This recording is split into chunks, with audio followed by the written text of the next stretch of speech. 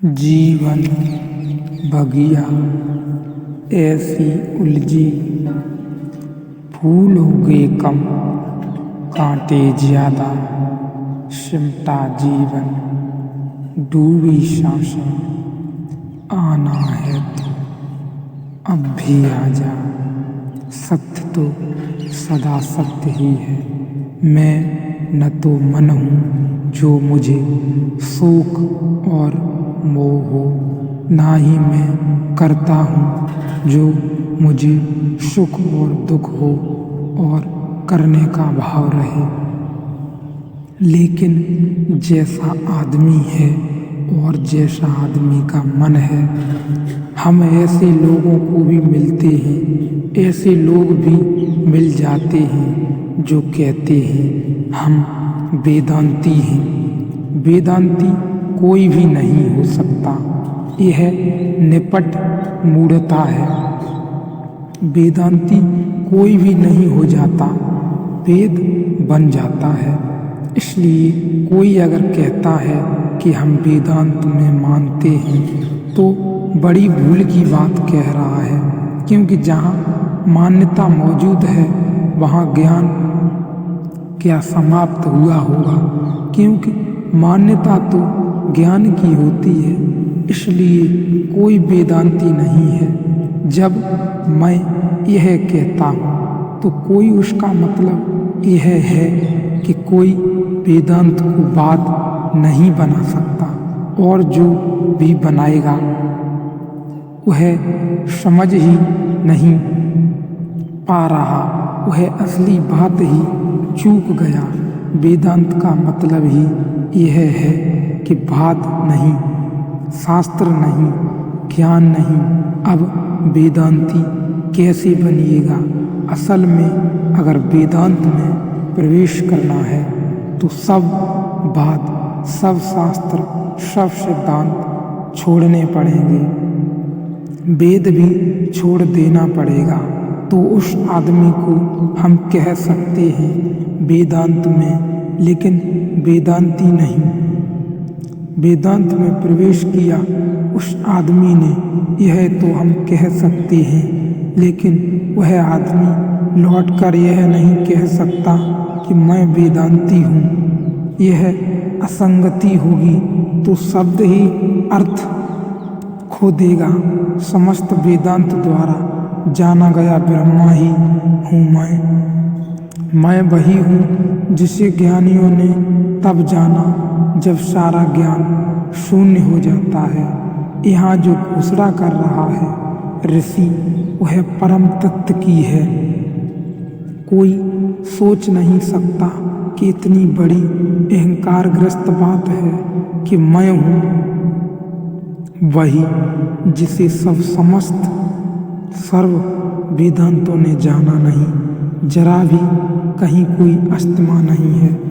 इतना ही कह रहा है वह कि अब मैं उस तत्व की बात करता हूँ, उस परम तत्व की बात करता हूँ जहाँ ज्ञान भी नहीं पहुँच पाता, जहाँ ज्ञान भी असमर्थ है। वही मेरा वास है, वही मेरा वास है।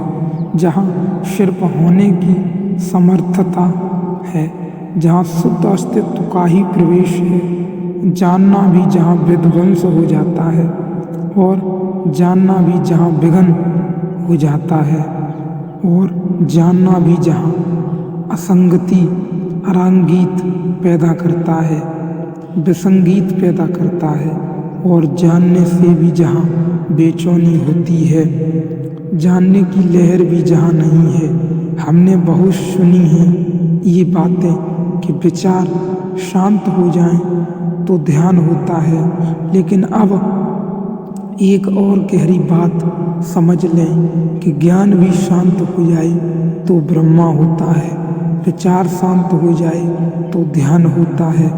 लेकिन ध्यान में जानना बना रहता है, जानना भी समाप्त हो जाए, जानने की तरंग भी खो जाए, ज्ञान भी खो जाए तो ब्रह्मा होता है। मैं रूप नहीं हूँ, नाम नहीं, कर्म नहीं हूँ, केवल सच्चिदानंद ब्रह्मा हूँ। आकाश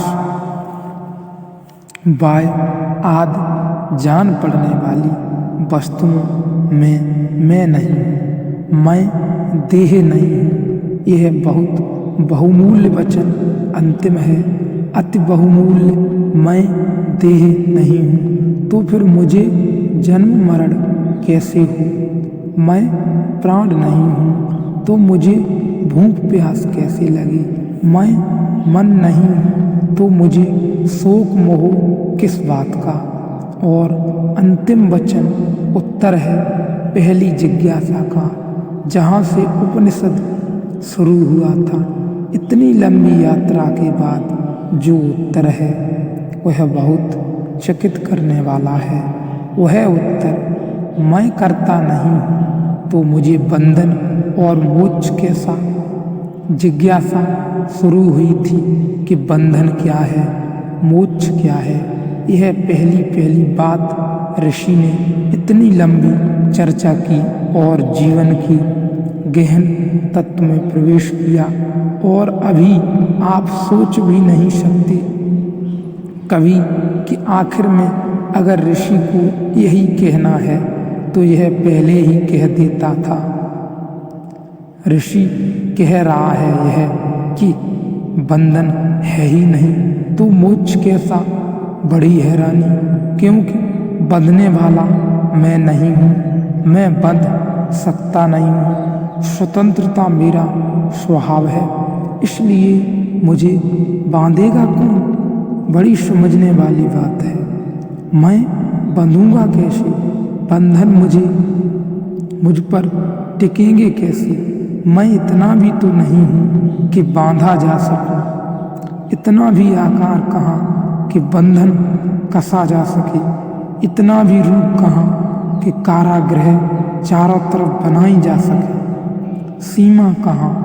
सारी सीमाएं को गिराकर सारे रूप से मुक्ति की बात करके शायद अब तक जिज्ञासु भी भूल गया होगा कि पूछा था मैंने बंधन क्या है, मोक्ष क्या है। बात बहुत दूर तक चली गई, आपको भी शायद ही स्मरण रहा हो। बात इतनी दूर चली गई थी, इतनी गहरी, लेकिन ऋषि कहता है मैं करता नहीं हूँ, तो मुझे बंधन और मोक्ष क्यों हो? और जब बंधन ही न हो सके तो मोक्ष का क्या अर्थ होगा? अगर बंधन ही मुझ पर नहीं बन सकता तो मोक्ष का सवाल कहाँ है?